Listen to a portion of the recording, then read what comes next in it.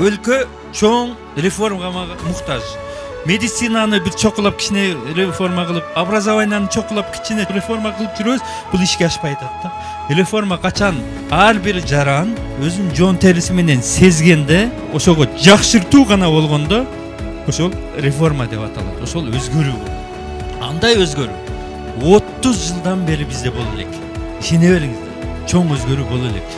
Дайыма мыйзамдар, конституциялар адамдардын turmuşun kıyındatı üçün, uğurlatı üçün bol keledi.